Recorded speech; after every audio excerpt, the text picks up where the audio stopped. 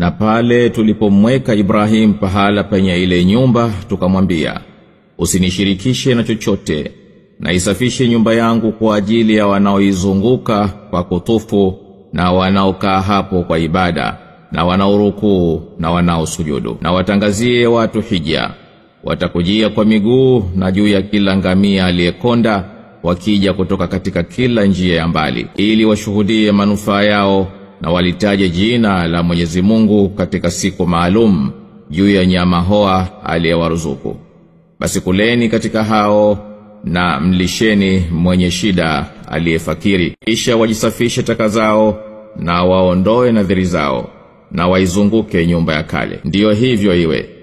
Na anaye vitukuza vitakatifu vya Mwenyezi Mungu, basi hayo ndiyo kheri yake mbele ya Mola wake mlezi. Na mmehalalishiwa nyama hoa ila wale mliosomewa.